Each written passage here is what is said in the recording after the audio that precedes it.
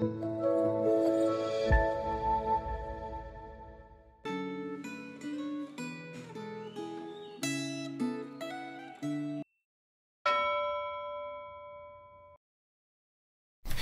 saudara, sebelum kita merenungkan firman Tuhan, kita bersatu di dalam doa. Bapa kami yang bertahta di dalam sorga, Tuhan, sekali lagi kami memohon pimpinan-Mu dalam pembacaan firman perenungan ini. Kiranya Tuhan yang boleh sertai, Tuhan yang pimpin, bukakan hati dan telinga kami. Roh Kudus pimpin kami. Dalam nama Yesus kami berdoa. Amin. Tema hari ini adalah pemimpin harus menanggung resiko. Terambil dari Lukas pasal 23 ayat 13 sampai 32. Pembacaan hari ini hanya dari ayat 13 sampai 25 saja. Demikian firman Tuhan. Lalu Pilatus mengumpulkan imam-imam kepala dan pemimpin-pemimpin serta rakyat dan berkata kepada mereka, "Kamu telah membawa orang ini kepadaku sebagai seorang yang menyesatkan rakyat. Kamu lihat sendiri bahwa aku telah memeriksanya, dan dari kesalahan-kesalahan yang kamu tuduhkan kepadanya, tidak ada yang kudapati padanya. Dan Herodes juga tidak, sebab ia mengirimkan dia kembali kepada kami. Sesungguhnya tidak ada sesuatu apapun yang dilakukannya yang setimpal dengan hukuman mati. Jadi aku akan menghajar dia lalu melepaskannya, sebab ia wajib melepaskan seorang bagi mereka pada hari raya itu." Tetapi mereka berteriak bersama-sama, "Enyahkanlah dia, lepaskanlah Barabas bagi kami." Barabas ini dimasukkan ke dalam penjara berhubung dengan suatu pemberontakan yang telah terjadi di dalam kota dan karena pembunuhan. Sekali lagi Pilatus berbicara dengan suara keras kepada mereka karena ia ingin melepaskan Yesus. Tetapi mereka berteriak membalasnya, katanya, "Salibkanlah dia, salibkanlah dia." Kata Pilatus untuk ketiga kalinya kepada mereka, "Kejahatan apa yang sebenarnya telah dilakukan orang ini? Tidak ada suatu kejahatan, kesalahan pun yang kudapati padanya, yang setimpal dengan hukuman mati. Jadi aku akan menghajar dia lalu melepaskannya." Tetapi dengan berteriak mereka mendesak dan menuntut supaya ia disalibkan, dan akhirnya mereka menang dengan teriak mereka.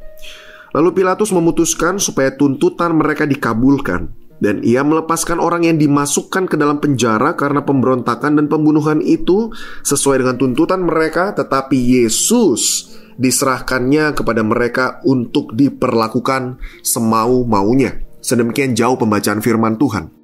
Saudara, sebagai pemimpin, Pilatus tidak bisa lari dari tanggung jawab.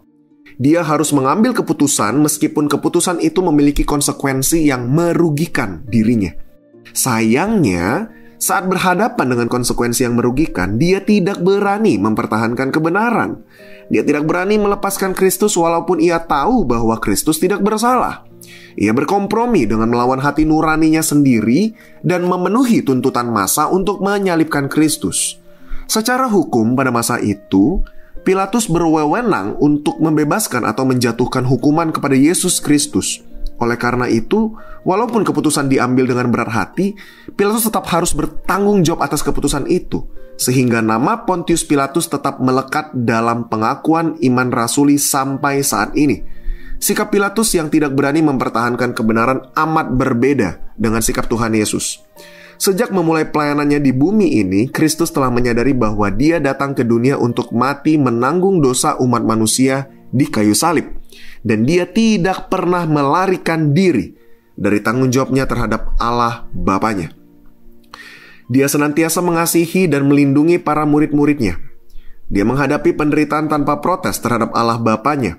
Dia menghadapi penderitaan yang berat dengan kesadaran penuh. Dalam bacaan Alkitab hari ini, seorang bernama Simon dari Kirene dipaksa untuk memikul salib yang sebelumnya dipikul oleh Tuhan Yesus. Pemaksaan ini tidak berarti bahwa Yesus Kristus ingin melepaskan tanggung jawab karena pemaksaan ini tidak dilakukan oleh Tuhan Yesus, melainkan oleh para prajurit Romawi.